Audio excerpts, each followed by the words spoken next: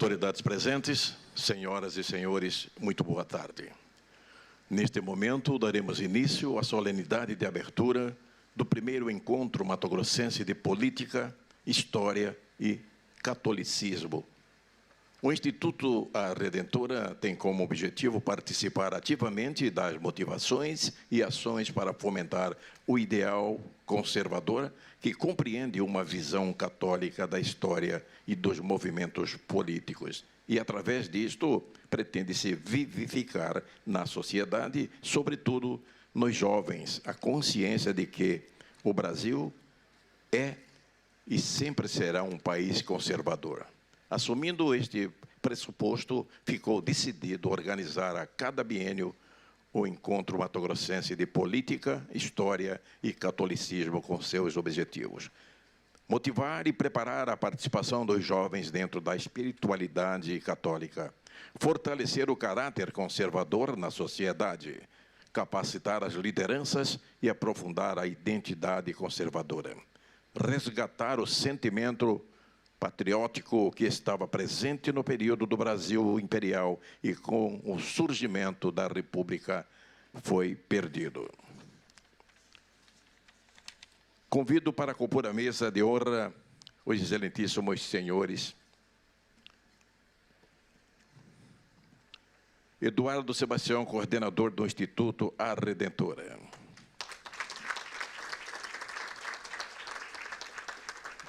Sua Alteza Imperial e Real Dom Beltrán de Orleans e Bragança.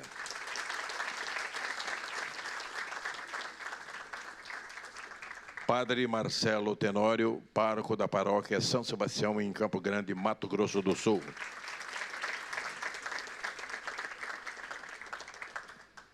Representando a deputada estadual Janaína Riva, a assessora parlamentar Késia Limoeiro.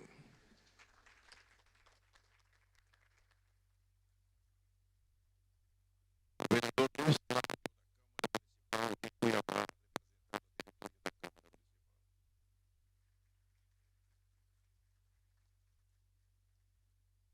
A doutora Selma Luiz Duarte, secretária do Círculo Nacional Monárquico Brasileiro.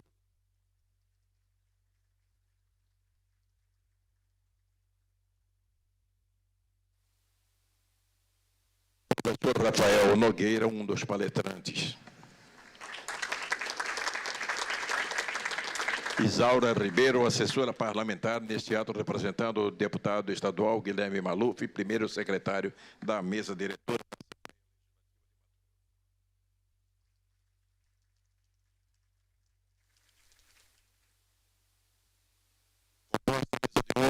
Convido a todos para a posição de respeito. Cantar o hino nacional brasileiro, executado pela banda Corpo de Bombeiros Militares, sob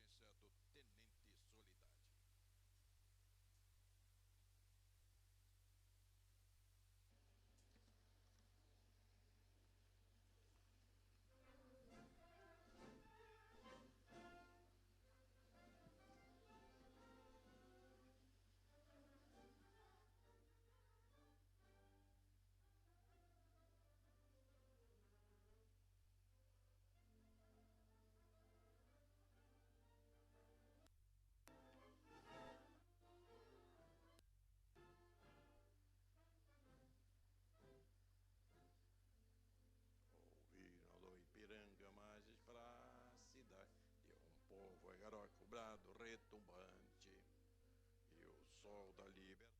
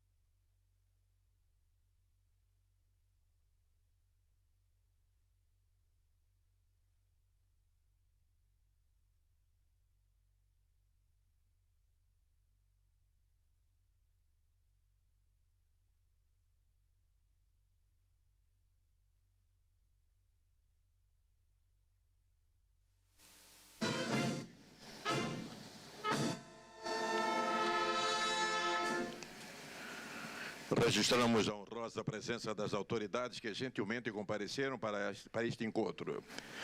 Podemos sentar-se, gente. Doutora Naime Márcio Martins Moraes, presidente do Círculo Monárquico Brasileiro de Mato Grosso. Diácono Felipe Silva Santo, vigário paroquial da paróquia Cristo Rei. Agradecemos a presença dos seminaristas do Regional Oeste 2 EG Paraná. Na sequência, ouviremos agora o hino da independência, executado pela banda do Corpo de Bombeiros Militar, sob a regência do Tenente Soledade. Posição de respeito, todos em pé, por gentileza.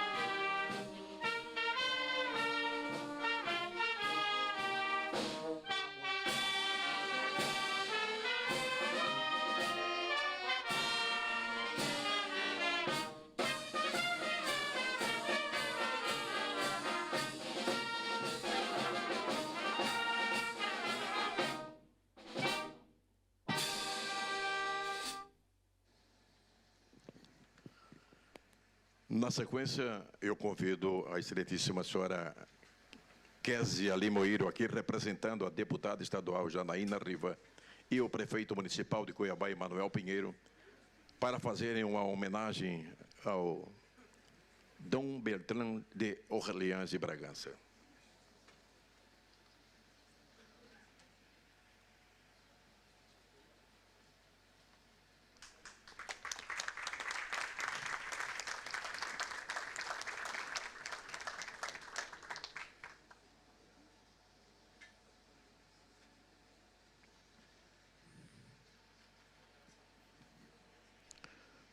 Feito a entrega da homenagem, passo a condução dos trabalhos ao ilustríssimo senhor Eduardo Sebastião, coordenador do Instituto Redentora.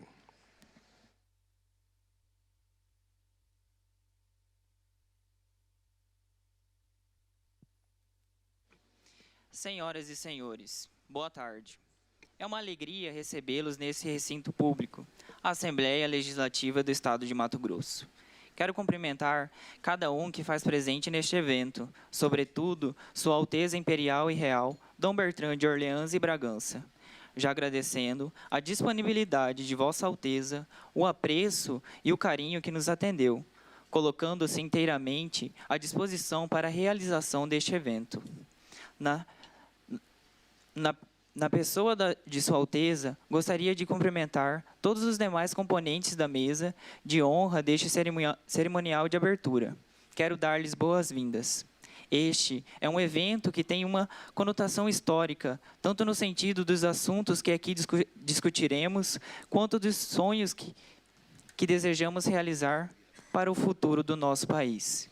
A unidade nacional é uma luta, um trabalho árduo que obteve êxito sob o reinado de Dom Pedro I e todas as pessoas que colaboraram com a coroa imperial. Sob o reinado de Dom Pedro II, que tivemos o maior período de instabilidade para o nosso país, e com a atuação Princesa Isabel, a Redentora. Como reagente que o nosso país recebeu um dos maiores presentes de sua história, a Lei Áurea, que completará 130 anos no próximo 13 de maio, memória da Virgem de Fátima. Atualmente, vivemos dias difíceis, o momento da violência, da perda de valores, de princípios, o governo mergulhado em escândalos cada vez mais numerosos que aborrecem a população brasileira e fazem com que comecemos a questionar a nós queremos proporcionar um refinado conhecimento sobre as questões históricas e sobre a nossa identidade nacional. Também será um momento de estreitar laços. Por isso, agradeço imensamente, em nome de todo o Instituto organizador deste evento, a tantas pessoas que se empenharam em nos ajudar, para que neste dia estivéssemos aqui reunidos como irmãos, como brasileiros, a falar sobre nosso país. Agradecemos o Corpo de Bombeiro Militar do Estado de Mato Grosso, em nome do comandante-geral, o Coronel Alessandro Borges Ferreira, por fazer a execução do Hino da Independência. Agradecemos a gentileza, ilustríssimo vereador Luiz Cláudio, pela colaboração e presença. Agradecemos, na pessoa da deputada Janaína Riva, as autoridades legislativas estaduais que abriram o espaço para que pudéssemos hoje realizar este evento nessa Casa Democrática. Justamente a todo o corpo de funcionários e todos aqueles que, de alguma forma, possibilitaram que estivéssemos aqui reunidos. Agradecemos também o excelentíssimo senhor prefeito municipal de Cuiabá, Emanuel Pinheiro, por acolher este encontro na capital do estado. Sintam-se todos muito bem-vindos. Aproveitem esta oportunidade que nos foi concedida. De coração imensamente satisfeito por termos chegado até aqui. Abrimos-nos, então, ao sonho de um Brasil em que possamos refletir cada vez mais as glórias de nosso Senhor Jesus Cristo tem para o nosso povo. Verás que um filho teu não foge à luta. Lutemos, então, por esta família, a pátria amada, ó Brasil. Eu declaro aberto o primeiro encontro mato-grossense de política, história e catolicismo. Bom encontro. Antes de chamarmos a primeira palestra, eu quero comunicar que esta solenidade está sendo transmitida ao vivo pela TV Assembleia, canal 30.1, via satélite para todo o Brasil, e a Rádio Assembleia também transmitindo ao vivo. Agora, o primeiro palestrante, por gentileza. Convido o palestrante, professor Rafael Nogueira, para proferir a palestra com o tema Panorama Histórico-Político do Brasil, a Terra de Santa Cruz.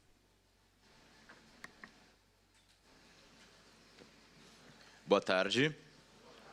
Primeiro, agradeço o convite. É uma honra estar aqui, junto com Sua Alteza Real Imperial Dom Bertrand, junto com todos aqueles ligados ao Instituto Isabel a Redentora, aos seminaristas, a todos que me convidaram, e também numa casa tão importante, na Assembleia Legislativa do Estado de Mato Grosso.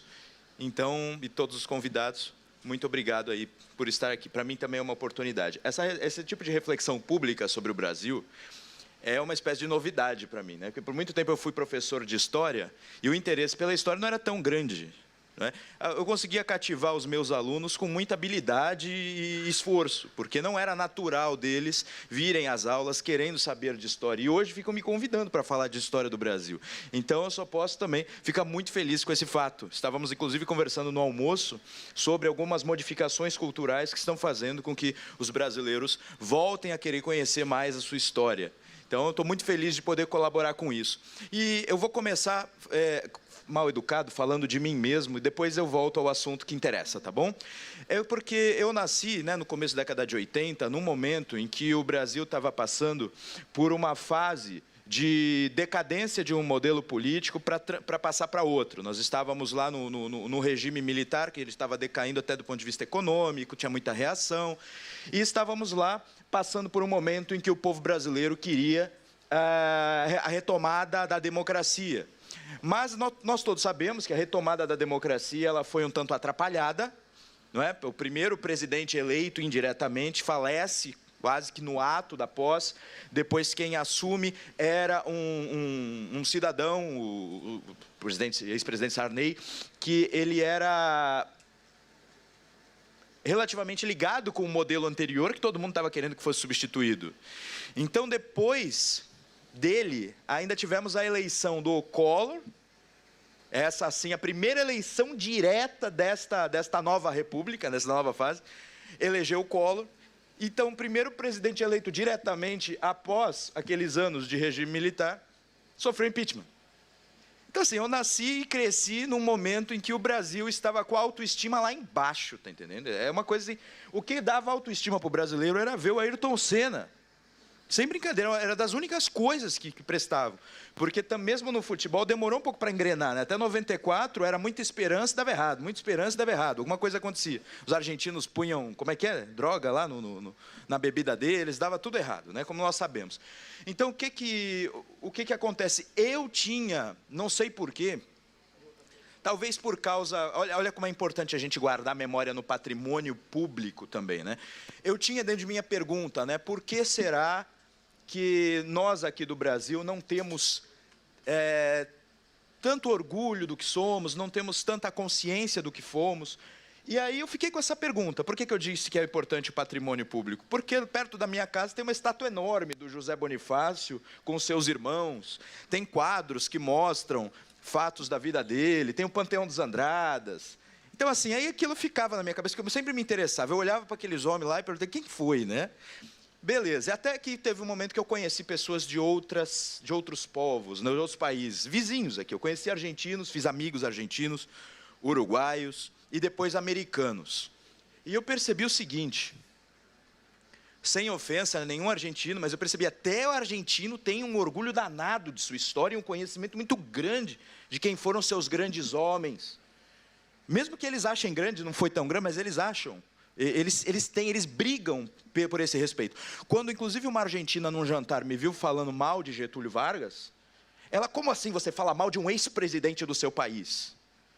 Eles têm uma outra maneira de encarar o respeito à república deles, né? E nós falamos com muita tranquilidade mal de ex-presidentes, né? Mas, enfim. E aí, com outros amigos do Uruguai, então, eles conheciam toda a história deles, e alguns momentos da história do Uruguai são de guerra contra, né, o Império Português, e depois o do Brasil. E eles sabiam detalhes. Não estou falando de historiador, porque vocês estão pensando, o seu professor estuda história, foi encontrar com historiadores, evidentemente eles conhecem a história. Não, era um arquiteto, um que era de informática, o outro era administrador, o outro advogado. Não, as pessoas sabiam a história.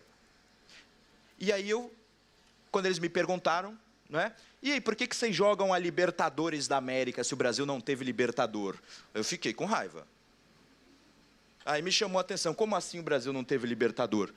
E eu fiquei resgatando na memória, né? Não posso contar aquela história que o professor de cursinho conta, não é? Que ele tenta menosprezar todo mundo, né? Então é quase que um burro em cima de uma mula, gritou não sei o quê e estava com caganeiro. Não é assim, sem brincadeira. Muitas vezes em aula de história é assim que se conta.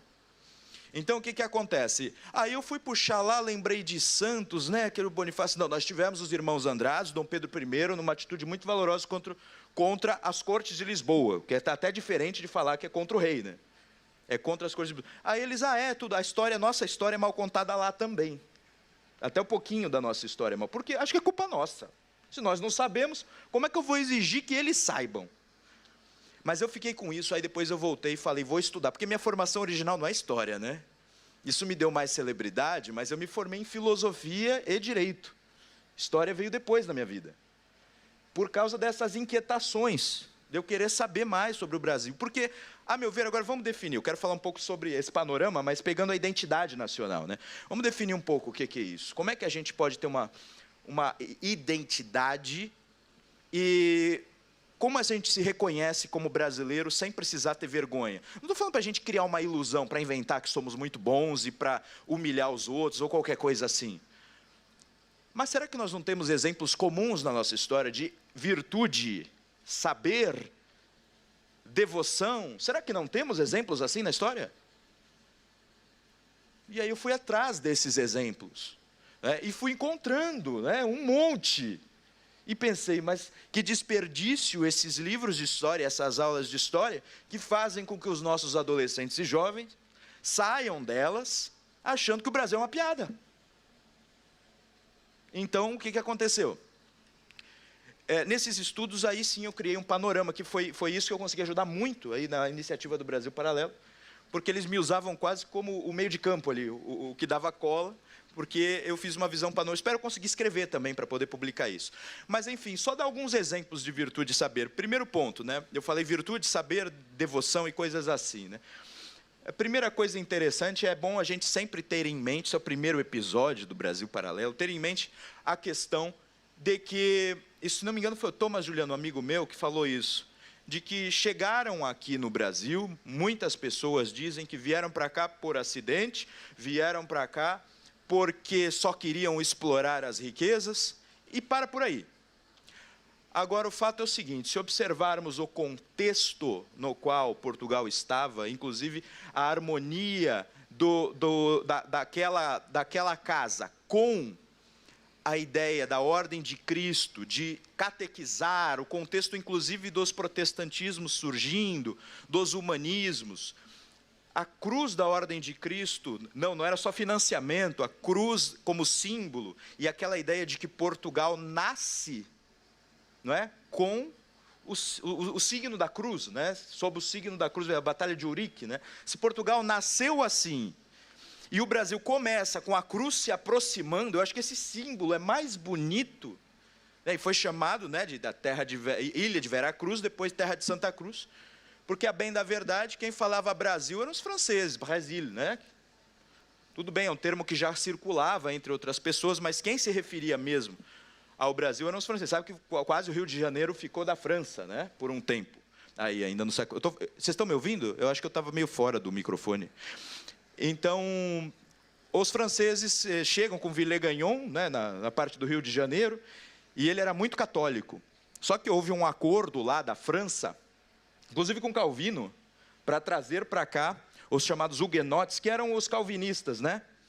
E eles vieram para cá, muitos huguenotes. Então, quase que o Rio de Janeiro fica para os franceses. Muita gente vai dizer, que pena que não ficou. Não estou falando isso. É bom que a gente teve o Rio de Janeiro, foi muito importante e é ainda para nós. Lá, o que acontece? Eles têm uma briga interna, que foi o que mais salvou, digamos assim, o projeto português. Porque, como, por exemplo, chegam lá os huguenotes, os calvinistas, e Villegagnon, que era um católico, quis que fosse rezada uma missa, né? Agora podemos fazer uma comunidade aqui. E os huguenotes deram risada no momento da consagração da hóstia. Ele ficou bravo, eles começaram a se separar, e aí os calvinistas resolveram voltar, e os portugueses retomaram o território. A luta pelo território foi muito grande, mas não foi só uma luta no MUC, foi uma luta de inteligência também. Então, lá de onde eu venho, não tem só José Bonifácio e eu. E o Pelé. Pelé não é de lá, Pelé é de Minas, né? Pelé treinou, aprendeu conosco. Não é só isso. Nós temos também um homem chamado Alexandre de Gusmão, vocês já ouviram falar? Então, ele não é tão falado nas aulas. Alexandre de Gusmão, ele foi um gênio da diplomacia, porque o nosso território, não sei se vocês se recordam, nós tínhamos o Portugal, né? Nós, olha, já me identifico só porque meu pai é português, fico falando nós. Mas o Portugal tinha um acordo com a Espanha, que era o Tratado de Tordesilhas, que fazia uma linha. E houve a necessidade de fazer um acordo porque aquilo já estava relativamente bagunçado. Os portugueses já tinham avançado para alguns pontos e havia algumas pendências ali no Prata, né, que é no sul, e queriam discutir isso. E o Alexandre de Gusmão ele cria um sistema de argumentação baseado no direito romano e no jeitinho brasileiro, que era português, né? Que ele faz com que o nosso território, pela primeira vez, tenha um formato muito parecido com o atual. E isso aí, para vocês terem ideia, nós estamos há 3, eu estou falando de 3 séculos até, Dom João V era o rei de Portugal, e ele foi chamado como assessor do rei para participar desse novo estabelecimento de fronteiras. E ele falou assim, primeiro, pegar um dispositivo do direito romano, que é o ut possidetis et possideatis, que quer dizer o seguinte, aquele que possui o território que mantenha a posse. Ou seja, a ideia era, onde alguém já chegou, que fique desse povo. Só que Portugal tinha avançado muito mais do que os espanhóis. Primeiro ponto. Segundo, ele falou, em vez de nós fazermos uma linha imaginária no território, porque é muito difícil de ir lá e encontrar onde está essa linha, vamos fazer a nossa fronteira pela geografia, pelos rios, sobretudo. E aí vem a questão a vocês, pô, mas aí o ganho de território é enorme, porque ele jogou para o rio lá na frente. É verdade, porque ele solicitou um mapa para as hipóteses dele serem mostradas, chamado Mapa das Cortes, e ele mostrou ali, só que o mapa dele, ele diminuía, punha o Tratado de Tordesilhas um pouco mais para lá, colocava a geografia um pouco mais para cá, e no fundo, a Espanha, provavelmente no seu pior momento diplomático, aceita isso, que é chamado Tratado de Madrid de 1750. Então, vocês imaginam, meados do século XVIII, o Brasil já tem mais ou menos essa forma por causa de uma luta diplomática. E era um cara nascido aqui na colônia, lá em Santos, e que conseguiu estudar todas essas coisas, direito romano, ter alguma noção de cartografia, ser um grande diplomata e manter para a gente um território enorme. E ele não é tão falado, né? Parece que não é tão exigido conhecer o Tratado de Madrid. Geralmente, em escola, passa do Tratado de Tordesilhas e vai para frente. Ah, não, mas aí os bandeirantes avançaram, né? E aí começa a difamação para os bandeirantes, né? Os bandeirantes, aqueles assassinos, não é, que escravizavam os indígenas e coisas assim. Muitos de nós, né, descendemos, né, de banda, inclusive eu, desses tais bandeirantes que na época eram chamados de paulistas, né? E eles tiveram, sim, atos ruins muitas vezes, e outras vezes não.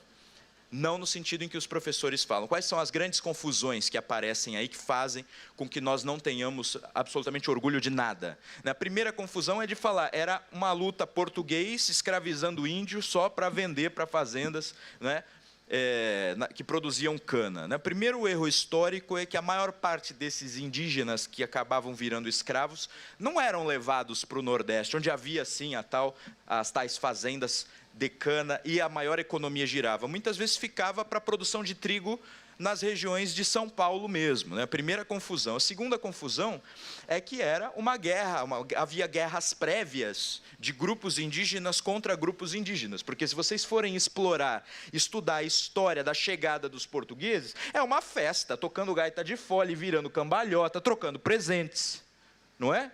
Então, nós temos aí uma grande diferença. Houve uma harmonia muito grande, sobretudo entre portugueses e os tupiniquins, né? E a primeira grande treta, que a gente chama dos tamoios, né? Da guerra da Confederação dos Tamoios, foi justamente porque os franceses selaram aí um acordo com os tupinambás, junto com outras tribos que eram inimigas dessas que ficavam no outro lado. Digamos assim, do litoral de São Paulo, do sul do litoral de São Paulo, até Bertioga, lá perto do Rio de Janeiro. Após Bertioga, nós tínhamos os chamados tupinambás, e eles também estavam mais no interior. Os franceses se uniram com a outra tribo. E as lutas entre elas eram sangrentas muito antes. Vocês sabem que, por exemplo, lá em Minas Gerais tem um museu fantástico para a gente conhecer a história anterior a Cabral, não é? Que é o de Luzia. Nós temos esqueletos, nós temos uma série de coisas, inclusive é chamado de o povo de Luzia. Vocês sabem que foram provavelmente os tupis que dizimaram aquele povo. Não é verdade? Então, assim, isso lá em Santos, nós falamos dos sambaquis, que são nomes dados àqueles restos, tanto restos mortais quanto os restos de utensílios, conchas que eles tinham, e a partir dos quais nós conhecemos, nós temos informações a respeito dos povos anteriores que viviam ali. Também foram dizimados pelos tupis que chegaram. Então não dá para falar assim que foi uma coisa, português chegou aqui e instaurou a discórdia. E eu não estou dizendo isso porque eu quero atribuir a alguém que eu não gosto uma versão errada dos fatos. Não, isso eu vi até em filme, animação para criança. Eu esqueci o nome do filme agora, do desgraçado. Tem na internet, é um filme que eles fazem uma espécie de reencarnação de um homenzinho que vive antes de Cabral chegar. Meu Deus, era uma coisa maravilhosa. E chegam, aí ele fala até assim, a Yangá, né, que seria demônio, virá e instaurará discórdia. Ou seja, era tudo concórdia, entendeu? Aí chegam os portugueses e instauram a discórdia. E ele tenta fazer a história, contar a história com uma narrativa. Aquilo foi genial, demoníaco. Ainda bem que não fez sucesso nenhum e ninguém viu. Porque eu não lembro nem o nome. Eu vi o negócio várias vezes para poder analisar. Olha só, graças a Deus, isso deve ser realmente uma proteção que nós temos aí. Porque ele contou a história inteira, tentando demonstrar que o Brasil sofre justamente por causa do que os portugueses trouxeram, da discórdia, da maldade, do egoísmo que os portugueses trouxeram. Isso não pode ser sério, né? Alguém que quer estudar história mesmo não pode levar isso a sério. Então, o que acontece é que a gente precisa revisar essa parte. Então, eu já falei um pouco para vocês, já revisei um pouco do momento da aliança entre portugueses e indígenas, que a princípio foi muito boa, sobretudo porque vocês sabem que quase não vinham mulheres portuguesas, né? Então, a miscigenação foi um dado desde o início. Muito diferente de famílias protestantes que fugiam da Inglaterra anglicana para ir para as colônias britânicas formar os Estados Unidos, iam famílias. E eles puderam até criar um ambiente puritano, de autovigilância, roupas sóbrias, etc. Aqui é todo mundo peladão, né? Então, aqui era diferente. Claro que, do ponto de vista os indígenas eram assim, e os portugueses muitas vezes se adaptaram. Diziam que os paulistas tinham alguns hábitos já semelhantes aos tupis, mas também eu já peguei inventários que mostram que eles tinham botas e coisas assim. A história é muito interessante, mas temos que tomar cuidado com o que querem fazer, com que pensemos da atualidade a partir do passado. Então, se passarmos dessa fase dos indígenas, da chegada, da formação territorial, nós teremos depois um momento de início de desavenças entre aqueles que eram daqui e estavam formando aqui, nesta terra, uma maneira de ser português na América, que era diferente da maneira de ser português na Europa, né? Então, os portugueses de lá, os portugueses europeus, estavam já se diferenciando em questão de cultura, costumes, dos portugueses daqui. E aí nós temos uma série de embates, de problemas, né, de tretas mesmo, entre nativos e os portugueses da Europa. Isso começa, por exemplo, na Guerra dos Emboabas, não sei se vocês já ouviram falar, provavelmente já, porque também o avanço dos bandeirantes tem muito a ver com a formação daqui. E me avisa do horário, né, porque eu percebi que eu não estou controlando, né? Então, se alguém puder me dar uns toques aí, ó, cala a boca, qualquer coisa. Aí, então, nós temos... O que eu estava falando? Dos Emboabas, a Guerra dos Emboabas. Então, Emboaba é um termo indígena para designar, né, o forasteiro, porque ele era um pássaro que parecia que tinha uma botinha, né, tinha penas nas patas, e aí eles designavam aqueles que vinham de fora, porque os paulistas tinham encontrado ouro e se estabelecido ali. É claro que a notícia de ouro corre, vem um monte de gente, e começa um embate. Depois tem outro lá em Pernambuco, né, que a gente fala dos mascates, que vem os portugueses mais comerciantes e se desentendem com aqueles que estão lá instalados, que são mais fazendeiros, ligados a Olinda, tem toda uma guerra. Nós temos problemas aí no Maranhão, até chegar à Inconfidência Mineira, tem todo um percurso, né, de problemas nativistas que a gente vai vendo que vai surgindo Aí a gente vai vendo o Brasil, né? Então, primeiro eu pego aquele elemento da terra de Santa Cruz, da harmonia de raças e costumes, né, entre portugueses e indígenas.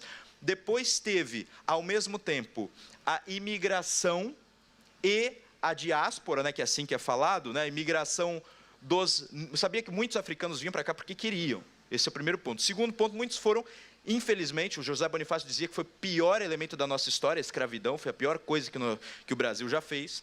Muitos foram arrancados de lá, mas é que todos sabem, né, que lá já havia escravidão entre eles, tudo, mas por necessidade da fazenda, de cana e coisas assim, foram trazidos muitos africanos para cá, e daí nós temos mais uma raça se integrando nessa formação. Eu estou usando um termo que não é muito comum hoje, os antropólogos me matariam, eu estou usando termos como eles pensavam na época. O próprio José Bonifácio usava o termo raça, querendo dizer o seguinte, que nós somos filhos dessas raças juntas e em harmonia. E por isso que ele era tão contra a escravidão. Foi uma das coisas que ele mais combateu, né, dizendo que era um problema grave do Brasil. Beleza. Na sequência disso tudo, na Inconfidência Mineira, que eu acho que também é um capítulo muito mal estudado, um amigo meu, lá de Minas Gerais, publicou ultimamente um livro chamado História Depredada, né, Delírios Marxistas sobre a Inconfidência Mineira. Esse é o subtítulo. E ele escreveu tentando mostrar que a Inconfidência Mineira, como ela é contada, inclusive em livros considerados especializados, não bate com a análise dos documentos mesmos. Às vezes documentos líricos, poemas dos caras, às vezes cartas, às vezes os documentos judiciais. E claro que ele não é um ingênuo que vai ler um documento judicial sem perceber que a pessoa está tentando se defender ou defender alguém. Então, a partir dos documentos, da volta aos documentos, ele foi mostrando a inconsistência das análises. E a gente vê ali um início também de tentativa de afirmação de um modo diferente de ser. Quando a gente chega já na independência do Brasil, que eu coloco, não sei se alguém já assistiu ao Brasil Paralelo, né, a Última Cruzada, a série, no 4º episódio, eu coloco muito como elementos importantíssimos para a fundação do Brasil como um Estado separado de Portugal. É diferente falar separado de elevado a independência, coisas assim. Porque, deixa eu explicar, os Estados Unidos quebraram com a Inglaterra, mas eles eram realmente colônia sem ter participação alguma no parlamento e coisas assim. A América Espanhola também teve uma separação. O Brasil antes foi elevado a reino, né? Isso nós precisamos ter sempre em mente.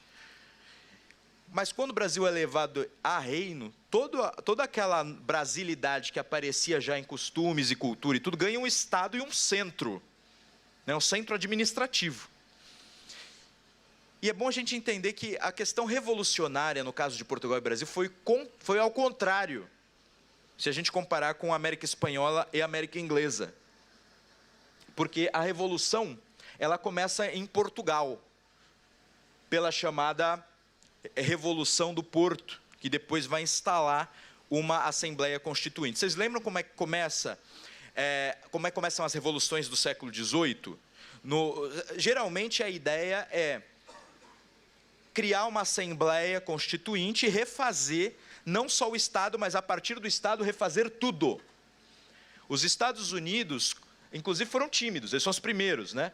Eles quebram, declaram independência, passam por uma guerra, 1776, declaração de independência, começa a guerra, em 1787 tem uma Constituição nova, em 1792 a vitória na guerra. É todo um percurso, mas eles mantiveram muito bem a ideia de que eles estavam criando um novo Estado, modelo político.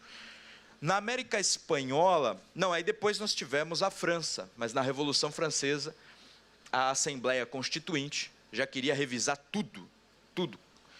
Revisar calendário, criar nova religião, porque, no fundo, ser contra a religião é uma coisa, você instaurar um novo Deus e um novo calendário e todas essas coisas, já muda de figura. Então, a Revolução Francesa tenta refazer tudo do zero, e depois, quando chega no momento da independência do Brasil, nós sabemos que o José Bonifácio já tinha passado pela França em 1790, ou seja, estava lá no clima revolucionário.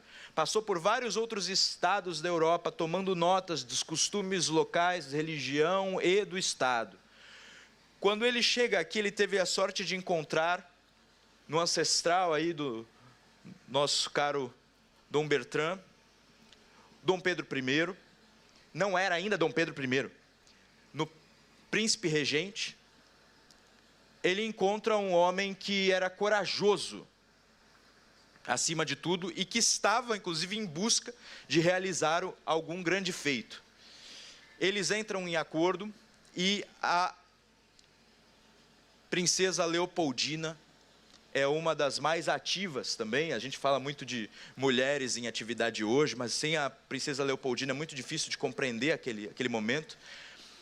Eles se entrosam, né, o José Bonifácio, seus irmãos, Pedro e Leopoldina, para evitar que o clima revolucionário da Europa chegasse aqui e descaracterizasse completamente o Brasil como a terra de Santa Cruz, ainda com aquela ideia de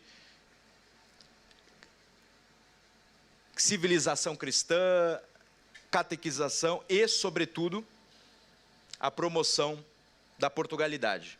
Depois, eles quebram. José Bonifácio não queria quebrar os laços. O problema da quebra foi a quebra, sobretudo, com a Assembleia, as Cortes de Lisboa, aqueles que queriam fazer uma Assembleia Constituinte e provavelmente condenar, inclusive, o rei Dom João VI correu risco ali, né? Ele obedeceu, retornou, ficou relativamente tranquilo em relação às ordens que lhe davam, temporariamente, para que ele pudesse gerenciar aquilo, porque reis já tinham perdido a cabeça em circunstâncias análogas, né? Então, era preciso ter cautela. E aí, quando se afirma a independência, a meu ver, a independência do Brasil é, ao mesmo tempo, um resguardo da nacionalidade, de uma maneira específica de ser, inclusive, português, né? Uma maneira específica de herdar, acho que, o espírito português, uma maneira específica de herdar também alguns elementos nativos e de recompô-los de forma original e identitária. Sem essa compreensão, nós vamos pensar que a independência do Brasil é a mesma coisa que uma revolução como a francesa, ou é igual à americana. Nós usamos muito o termo fundador e fundadores, o que eu não acho errado, mas nós corremos o risco de compararmos, pensarmos que a nossa história é a mesma coisa, é igual, seguir os mesmos passos da história dos Estados Unidos da América, o que não foi o que aconteceu, certo? Então, com a independência do Brasil e a criação do primeiro reinado, do Império do Brasil, nós tivemos aí a proteção contra um clima revolucionário que já estava aparecendo por toda a Europa. Essa é a minha maneira de enxergar as coisas até ali, e a minha maneira de enxergar uma nova interrupção é a seguinte: Dom Pedro I e José Bonifácio se desentendem. Vocês devem se recordar que o Dom Pedro I, eu falei que ele era muito corajoso, e ele não era também aquele tonto que muita gente quer fazer crer. Ele tinha alguma formação, ele era um bom músico, ele gostava de ler e afirmar as suas leituras, mas ele era muito mulherengo, muitas vezes ele foi descabeçado. E, com todo respeito, né, imagina se alguém estivesse falando do meu ancestral aqui. E o que acontece é que, naquele momento, há uma separação. E o José Bonifácio, a meu ver, era quem tinha capacidade de fazer com que o Brasil mantivesse o seu melhor e avançasse naquilo que estava ruim. Por exemplo, não é? Acabando com a escravidão, integrando melhor os indígenas sem roubo, sem violência, e fomentando a instrução pública, a criação de universidades e, ao mesmo tempo, também desenvolvendo a agricultura, porque ele acreditava que o Brasil, se tivesse as técnicas certas de agricultura, se tornaria aí o maior exemplo e o maior fornecedor de alimentos do mundo, ao mesmo tempo em que ele organizou, ele foi fundador da Marinha, organizou também a nossa defesa, porque houve guerra de independência, organizou a nossa diplomacia. Ele assinou em um ano, ele assinou mais de 200 documentos oficiais. Então, assim, era um trabalho de dia e noite ali tudo. E o Dom Pedro I, porque o José Bonifácio não gostava da amante dele, esse é um dos motivos a mais, mas para a gente resumir, a amante dele provavelmente era paga por inimigos do Bonifácio, por pessoas que queriam manipular o Dom Pedro e coisa assim. Ele acaba exilando o José Bonifácio e seus irmãos. José Bonifácio não era flor que se cheirasse, né? Porque também ele, quando sai do governo, ele vai para a discussão da Constituição, ele é um tanto agressivo. Quando aquilo estava em curso, ele cria um jornal chamado O Tamoio. Os tamoios eram os indígenas que combatiam os portugueses, certo? Mas aí tinha uma mensagem, a mensagem era a seguinte: Pedro, eu era teu amigo e muitas vezes teu professor, mas agora parece que a sua fidelidade está mais voltada a você mesmo e a Portugal do que ao próprio Brasil. E aí eles se separam, José Bonifácio é exilado e nós temos uma quebra, porque a partir daí tudo fica difícil, a meu ver, até o final do período regencial e quando Dom Pedro II consegue assumir. Aí nós temos um momento em que os governos, muita gente pensa, o governo de Dom Pedro II, na verdade, o Dom Pedro II atuava muito, mas com poder moderador. Os governos, o poder executivo era pelos conselhos, o gabinete de conselho de ministros, né? E isso fazia com que o governo tivesse algumas características no momento, outras características no outro, que eram os conservadores e os liberais. Mas é com a República que, a meu ver, nós temos a nova quebra e a perda de identidade brasileira. Porque quando a gente está... Eu vejo como análogos, inclusive, os dois momentos. O exílio do Bonifácio, que, a meu ver, o Dom Pedro se redimiu. Porque o Dom Pedro escreve aquela carta, quando ele abdica, escreve a carta e solicita de José Bonifácio mais um serviço, né, que ele eduque o Pedro, que viria a ser o Dom Pedro II. Então, a meu ver, Dom Pedro I se redime, talvez por isso que o Brasil tenha uma nova chance. E depois, quando nós temos aqueles grupinhos republicanos, junto com alguns oficiais do Exército, proclamando uma república, que o povo não sabia nem de onde vinha, nem o que era, e mandando um imperador que tantos bens tinha feito do seu país embora, numa atitude nobre, ele disse que não queria nada. Nossa, o Rui Barbosa ofereceu para ele, né, uma espécie de salário, e ele não aceita. Ele só leva uma terra, né, um pouco de terra do Brasil, e diz para colocar, né, depois que ele fosse enterrado, ali aquela porção de terra. Então nós vemos que nesse momento nós temos uma nova quebra, mas dessa nós não nos redimimos. Essa é a minha questão assim, de identidade.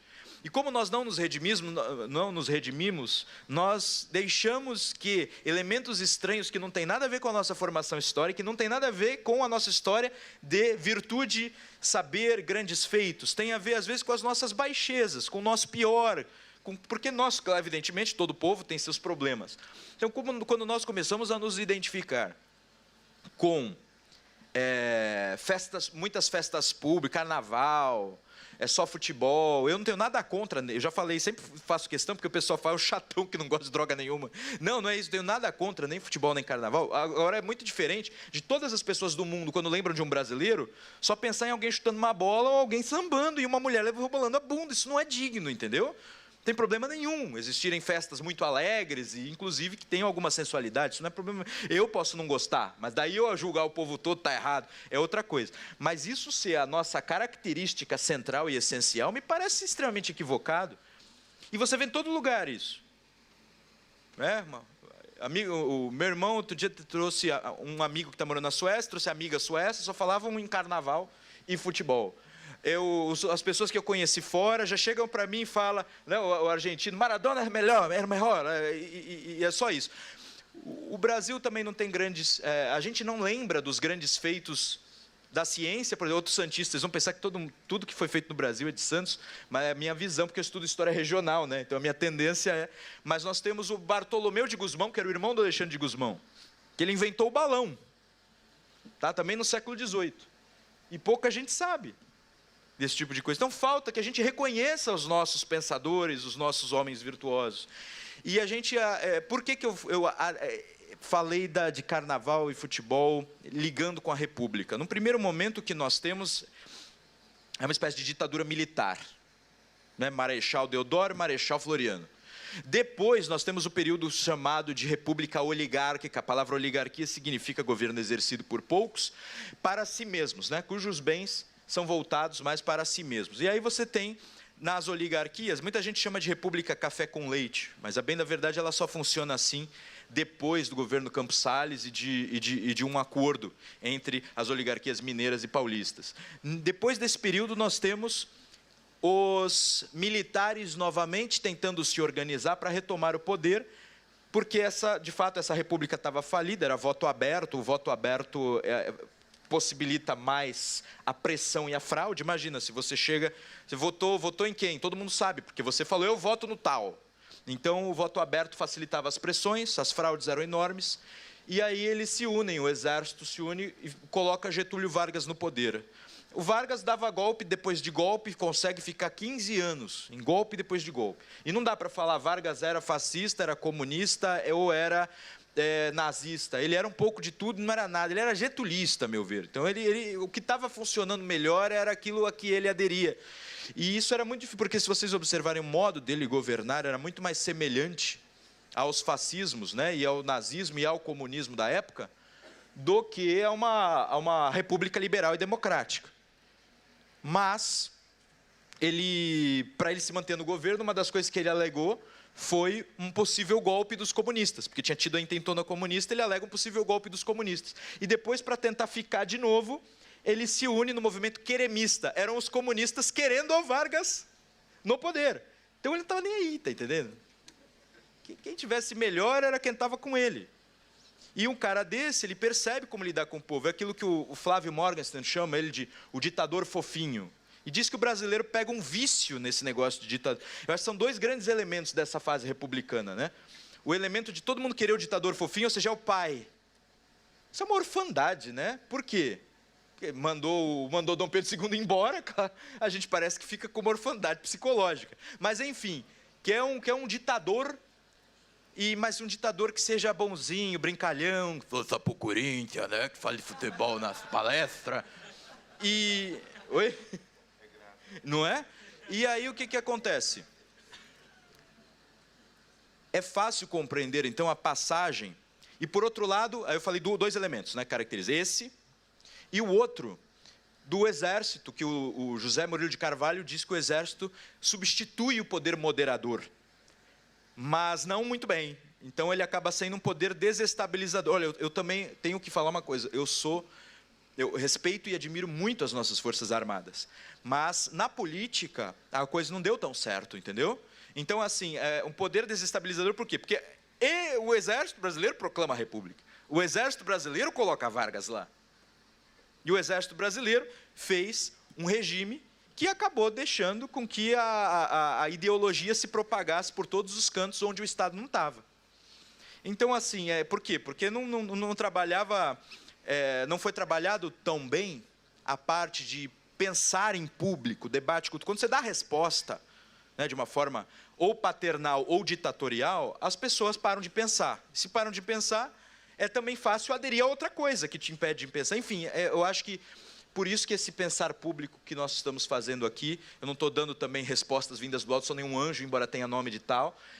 Eu acho que nós temos que pensar juntos, revisar a história e rever esses erros. Então, se a República teve essas duas características, é natural que agora a gente tenha a tendência também de, eu vou pensar como salvar, né, um ditador fofinho ou o exército. A gente tem que ter, então, a meu ver, né, um pouco de cuidado com as manias e hábitos brasileiros e tentar ver como é que a gente pode se redimir dos erros passados, como a gente pode, digamos assim, numa revisão da história, pensar como a gente poderia se recolocar num caminho de redenção e de nobreza, de até autoaperfeiçoamento, de compreensão. Parece que isso não tá chegando, né? Ainda estou muito estimulado com o que está acontecendo, porque as pessoas estão querendo saber mais da história do Brasil. Mas a tendência ao fácil continua, né? Então a solução é tal, o cara vai matar o outro que acha que a solução é outra. Então eu acho que a gente tem que aproveitar esse momento para, de repente, repensar bastante no que é ser brasileiro, no que é o Brasil e que modelo de Estado nós queremos, de repente até para, num futuro, estarmos maduros para rediscutir. Maduro é uma palavra que a gente não deve usar mais, né? Assim, tanto constante. Mas para nós estarmos amadurecidos para discutir, de repente, uma nova... Porque a Constituição de 88 precisa ou de uma reforminha aqui e ali, ou, de repente, né, ser substituída. Então, a gente precisa, se nós não estivermos amadurecidos o suficiente, vai dar uma nova, porque nós estamos chegando na 8ª, depois da 10ª, e vamos ficar até quando nisso? Então, assim, acho que o momento é esse, é da gente pensar, revisar a história, e o encontrar, eu não tive tempo, não tenho, né? Quanto tempo eu tenho? Acho que já acabou meu tempo, né? Então, já? Então, eu não tenho tempo de contar para vocês. Não, acabou? Ótimo. Tá. Então, eu tenho algum tempo para contar a vocês algumas coisas interessantes sobre os grandes personagens da nossa história, que muitas vezes são deixados de lado, né? Ou eles são considerados menores só por serem brasileiros. A gente precisa, revisando essas coisas, acho que a gente vai ter mais facilidade até para perceber do que somos capazes. Por exemplo, nós vemos na Inglaterra todo aquele respeito, né? A monarquia, a Rainha Elizabeth, tem aquela série The Crown, não tem? Tem anos atrás, teve aquela série The Tudors, né? Em homenagem à dinastia Tudor, a começar pelo Henrique VIII. Era um maluco, né? A série é divertidíssima, eu acho, pelo menos. Mas foi um rei que, nas virtudes, era porque ele gostava de estudar, valorizava o exemplo daqueles que estudavam a princípio, ele quis escrever textos contra algumas coisas que estavam acontecendo na época, mas depois ele tinha um temperamento muito difícil, se separava de amigos, ele, inclusive, foi o responsável pela execução de Thomas More, né, de São Thomas More. Então, assim, aqui no Brasil, se você vai comparar a figura de Dom Pedro com ele, eu acho que o Dom Pedro sai ganhando, sabe? Então, porque tem algumas semelhanças. O temperamento era difícil, fez algumas coisas muito complicadas, mas se a gente observar bem, né, ele não inventou uma religião nova, da qual ele é uma espécie de papa. Não chega a esse ponto. Ele não matou José Bonifácio, ele exilou e se redimiu. O Henrique VIII mata o amigo, ele fica mal e acaba matando a esposa que o fez matar o amigo. Olha só como ele resolvia as coisas. Então, a gente tem, assim, uma figura que eu considero à altura, inclusive o império fundado por Dom Pedro I, em extensão territorial, era muito maior, as possibilidades eram enormes. Eles têm uma série de última geração muito bem feita lá, e a gente não faz muita coisa, faz novela zombando dele, como se ele fosse só o cara que pula muro. Estão entendendo? Que essa coisa de redenção, que eu vejo é muito importante, da gente perceber o que ele fez, e o ato, e como era corajoso, né? Eu estava discutindo com os amigos mineiros, e eles me falaram assim: será que o Dom Pedro foi tão corajoso assim? Não estava tudo mais ou menos pronto para ele declarar a independência?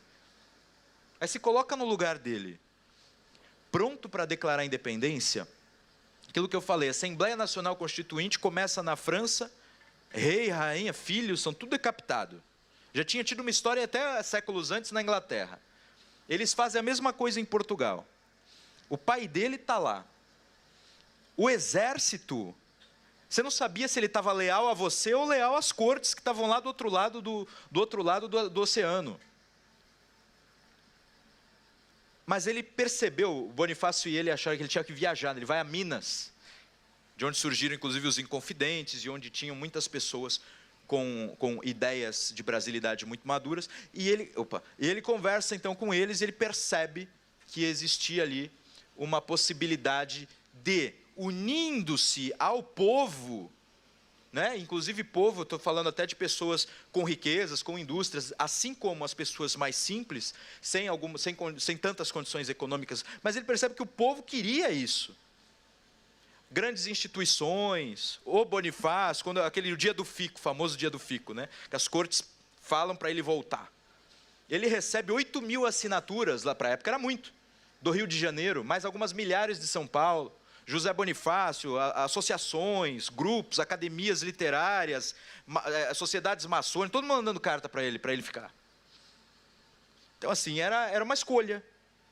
E ele estava com dificuldade de fazer essa escolha.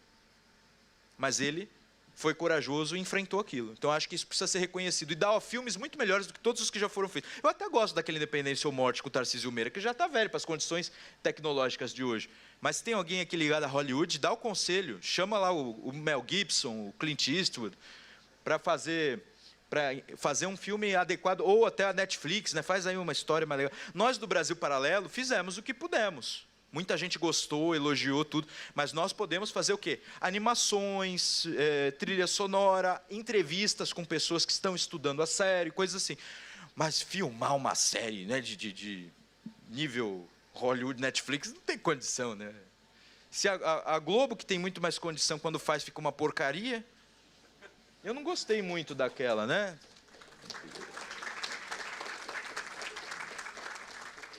Aquela última que fizeram do Bonifácio, parecendo que queria ter um caso com a Leopoldina. Que desrespeito, né?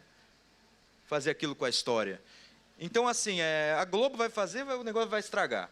Então, eu acho que a gente precisa... Inicialmente, o que a gente pode fazer? Acho que até mais romances históricos e mais estudos históricos acadêmicos, são coisas diferentes. E as duas têm a sua importância. E dialogar sobre isso. Então, figura de Dom Pedro precisa ser revisada.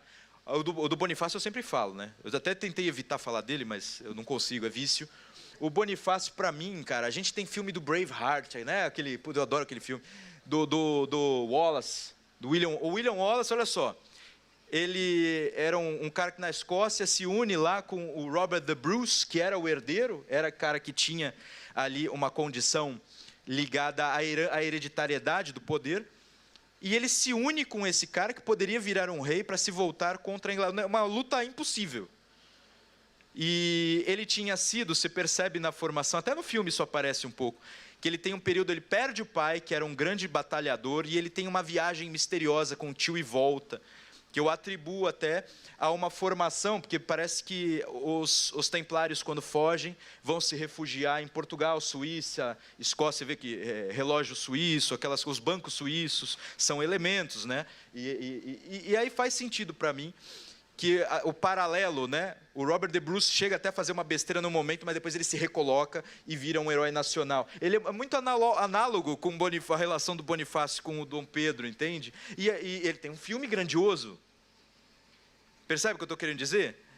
Então, assim, eu acho que falta até reconhecimento de que nós temos isso na nossa história. Eu também gosto daquela série John Adams, não sei se vocês viram, que ela se refere à fundação dos Estados Unidos da América, e é uma série um pouco mais intelectual, ela tenta mostrar como as concepções aparecem nas mentes daqueles que fundam estados e países. E, cara, eles se basearam nas cartas trocadas entre os fundadores, entre ele e a esposa, para formar aquela série. E nós não temos também esse tipo de coisa com qualidade, né? Não sei se vocês sabem, o Bonifácio também era poeta, os Inconfidentes eram poetas, escritores, dá para fazer tudo isso, sem precisar ficar naquela coisa de esquerda e só luta de classes e só economia. Dá para a gente sentir, porque, na verdade, a história ela tem um componente econômico, sim, mas como nossa vida tem componente econômico, mas a nossa vida também tem um componente de sentimento, de aspirações mais altas, de ideais, inclusive às vezes, eu não sei como dizer isso, de respeito a Deus, que superior a nós, Ele pode intervir na nossa vida, né, pela graça, tentando nos mostrar outros caminhos, e na história, de repente, a providência também pode estar ali. Então, se você considerar a história só pela economia, vai errar.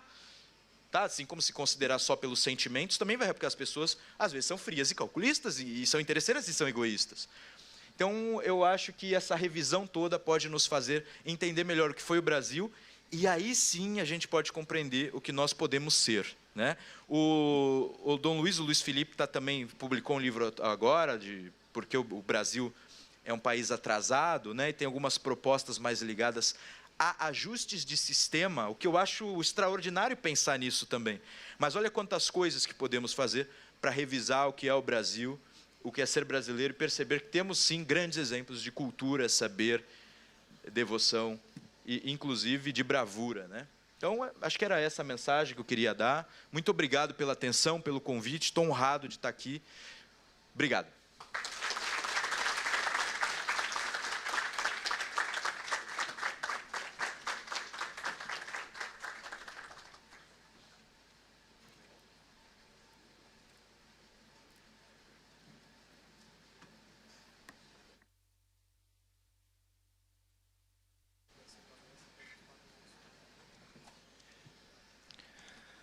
Agradecemos ao professor Rafael Nogueira pela pertinente explanação muito profícua para este encontro, a qual nos convida a pensar os erros do passado, assim como o caminho de redenção, e poder responder o que é ser brasileiro.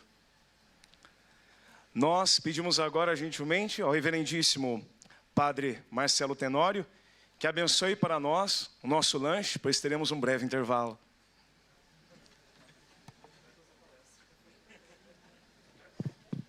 Dominus vobiscum. Benedica vos omnipotens Deus, Pater et Filius et Spiritus Sanctus. Bom apetite.